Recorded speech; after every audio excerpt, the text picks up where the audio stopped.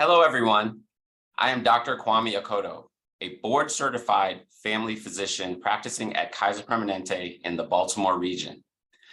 I am joined today by my incredible colleagues, Dr. Amanda Bauer, a board-certified emergency physician, and Dr. Amaya Kulkarni, a board-certified cardiologist with Kaiser Permanente. Dr. Bauer, would you like to introduce yourself?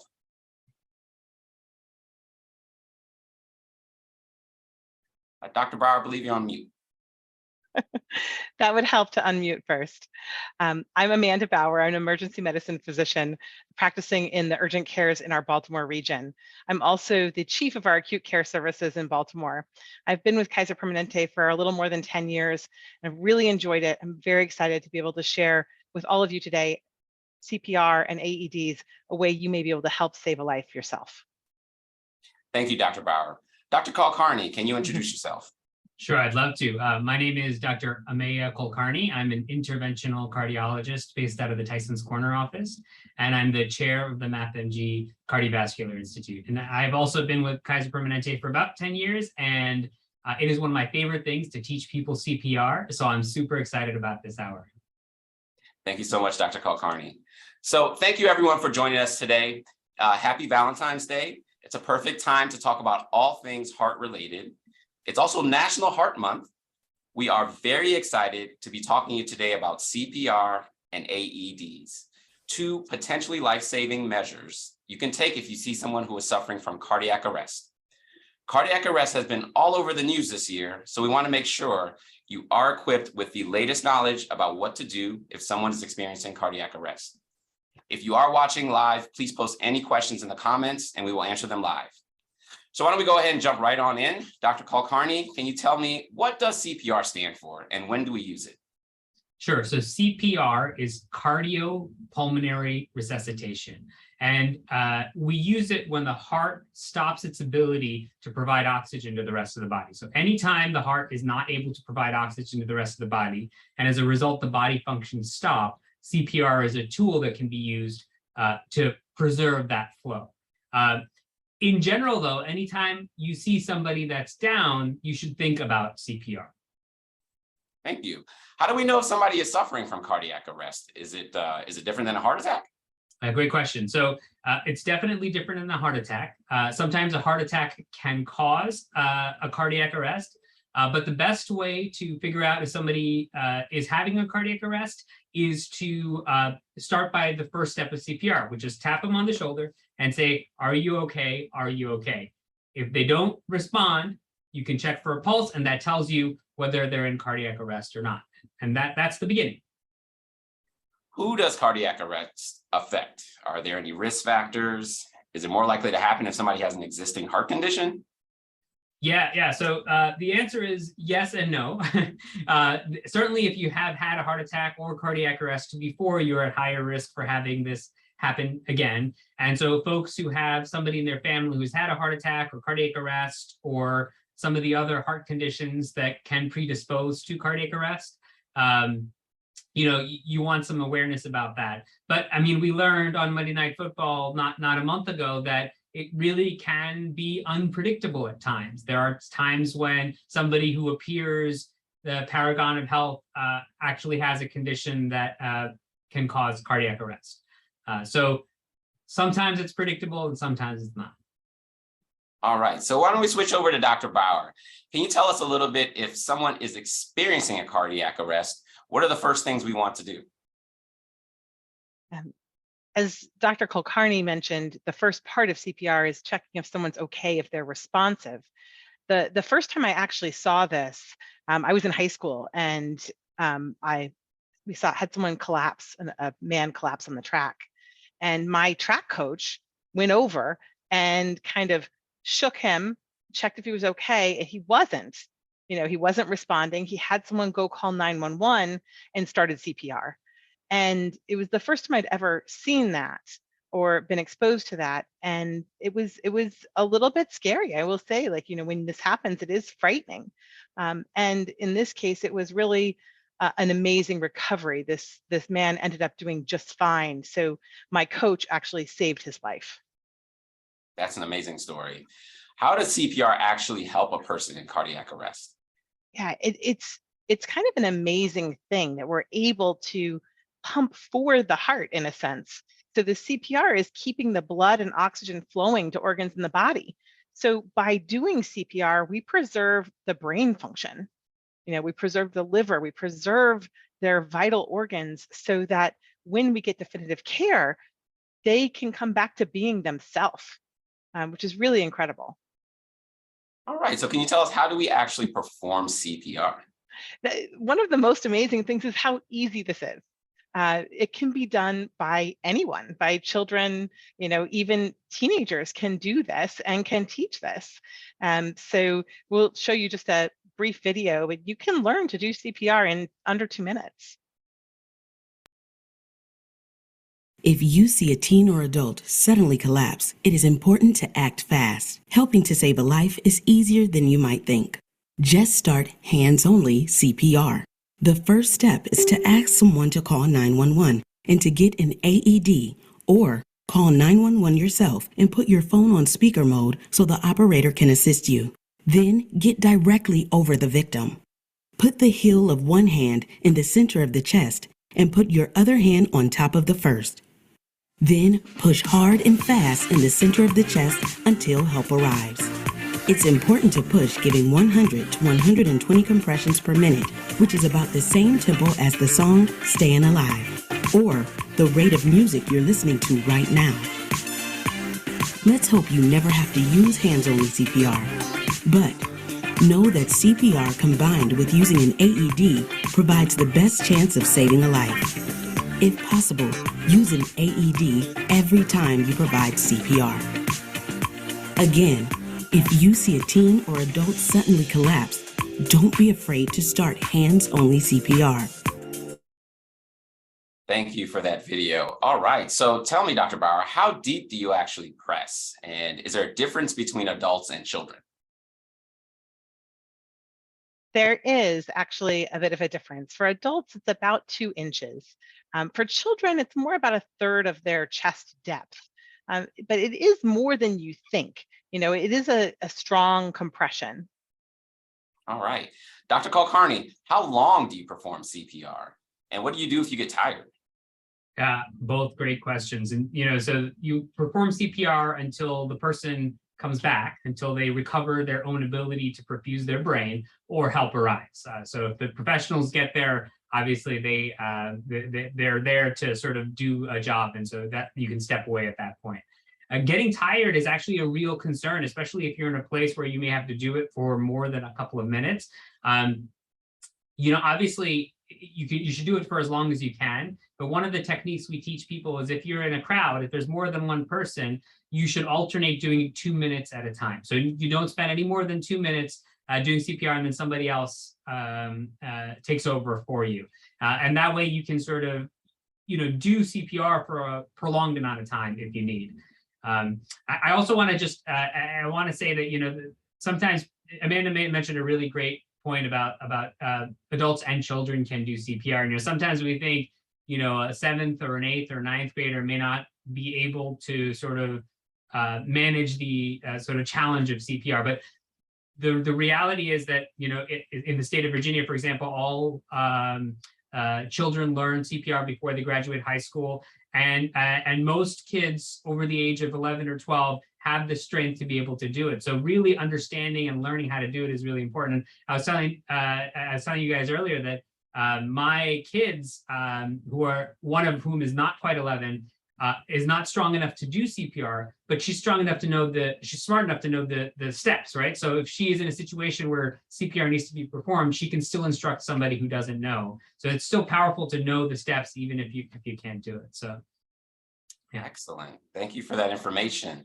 So what happens if the victim gasps during CPR? Does that mean we should stop the compressions? Yeah, so gasping can happen for 2 reasons. So one, it can be because they're catching their breath back and they're coming back from their cardiac arrest. Or it could be the gasps that are sort of spontaneously created during a cardiac arrest. And the way to assess if somebody gasps, you just turn to them and say, "Are you okay?" And if you see that they are not responding at all, continue CPR. If they respond to you and say yes, obviously don't continue CPR at that point. All right. So Dr. Bauer, can you hurt a victim by doing compressions? And if you do, can you be held liable if you break one of their bones? Yeah, it's a crazy thing because we've talked about these compressions are pretty deep, they're pretty strong. You take force. So you absolutely can break ribs doing them. In fact, most of the time you do. And it can be very disconcerting. The first time I actually was doing compressions, I was a resident and I heard the ribs cracking and I'm like, oh, I can't do this anymore. Like, I gotta stop. This is terrible. And my attending at the time was like, no, keep doing the compressions. We care more about their brain being able to function later than if they have a few ribs broken. And that's absolutely the same for all these things. It's like the rib fractures are not going to be as detrimental to their long-term well-being as not having their brain function or not coming back at all.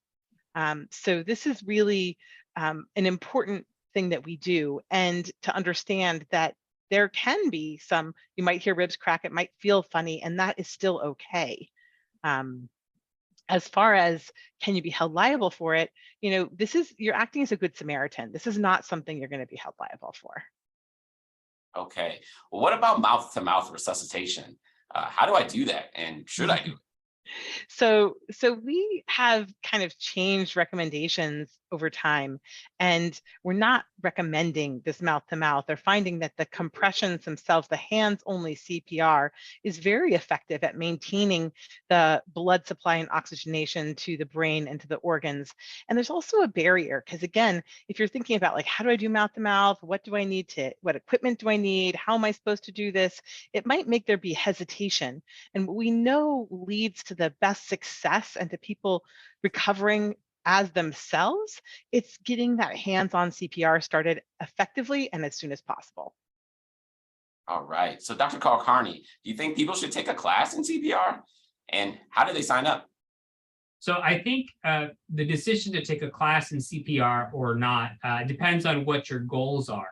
If you just want to be able to be there for people around you, in the case that somebody has a cardiac arrest in front of you, that 2-minute video that you just saw from the American Heart Association is actually plenty.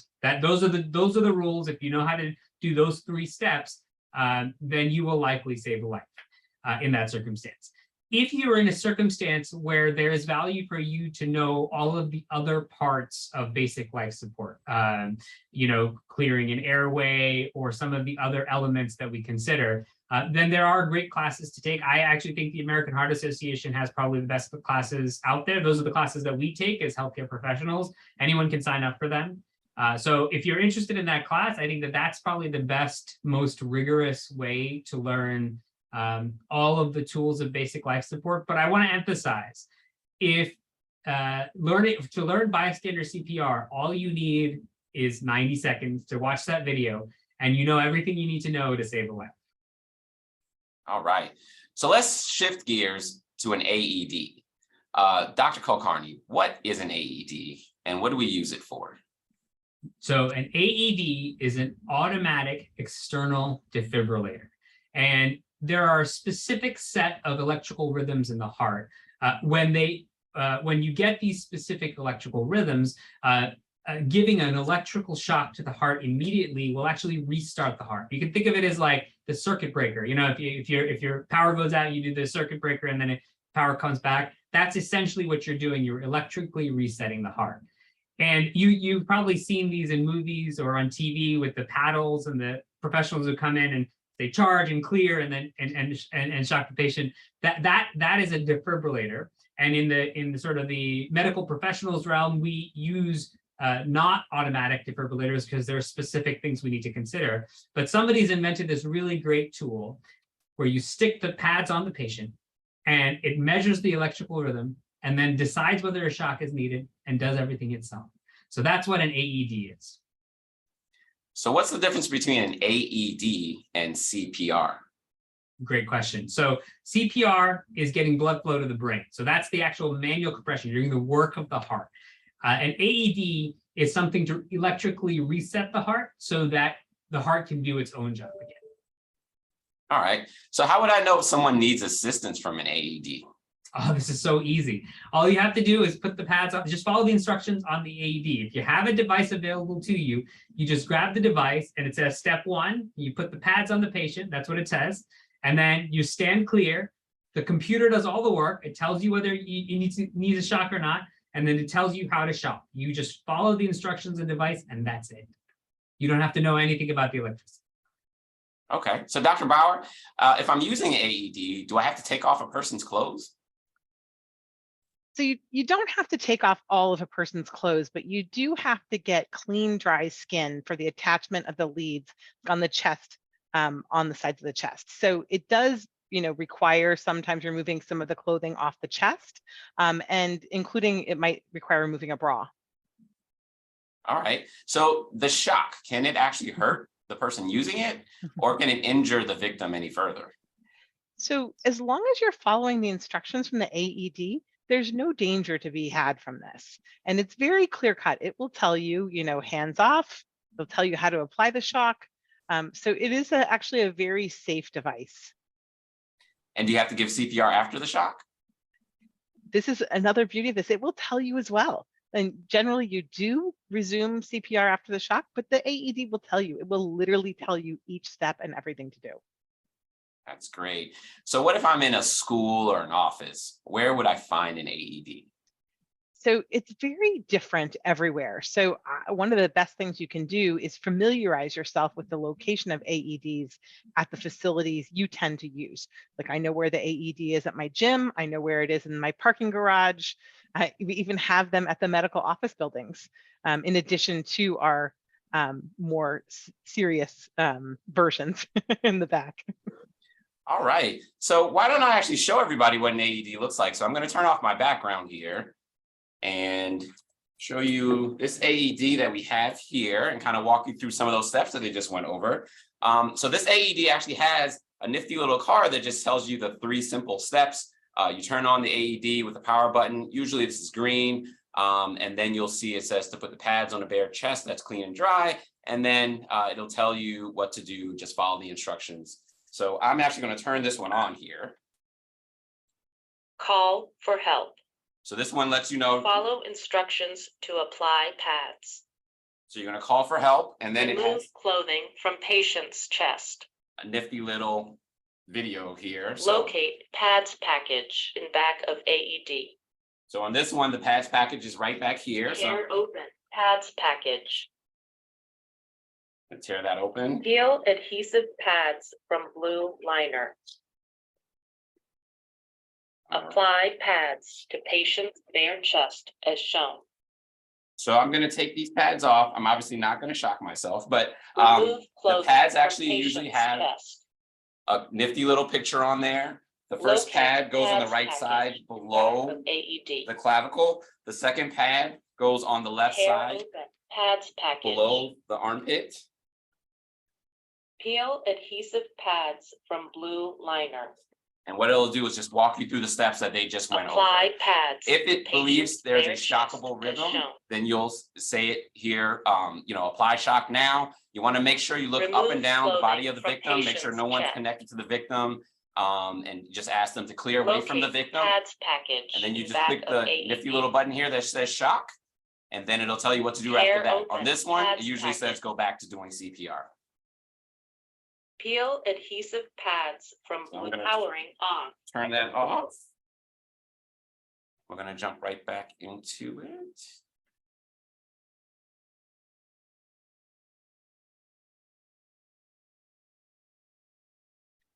All right. So we hope you had the opportunity today to learn a little bit more about CPR and how to save the life of a friend or a family member. For more information and resources, please see the information posted in our Facebook comments and on the American Heart Association website. Dr. Bowers and Dr. Kulkarni, thank you so much for your expertise today and for joining us. If you enjoyed this conversation, please share this with your friends and colleagues. It's very important, life-saving information. You can also follow us on Facebook, Twitter, LinkedIn, YouTube, and Instagram. And I'll pass it over to my fellow panelists. Is there any closing thoughts you guys would like to have? I just want to say, if you can learn CPR yourself and teach at least one person during this month, then you will potentially create a chain that'll save someone's life in the future. It's one of the few things that we do that we know somebody's dying and we reduce their risk of dying by 50% by just knowing these simple techniques. So it's a simple, powerful way to take care of the people around us. And so if by the end of the month you learn CPR and teach one person CPR and start that chain, I think that would go a long way. Thank you so much. Any thoughts, Dr. Brower? Yeah, I would just agree wholeheartedly with Dr. Kulkarni. This is a way to save lives. This is a way to impact the people, your community, and the people you love. So what better gift of love on Valentine's Day than to share the saving of lives with your community? I love that. I'm going to steal that. Thank you so much. Happy Valentine's Day to everyone. And thank you for joining us today. Have a great day. Thank you.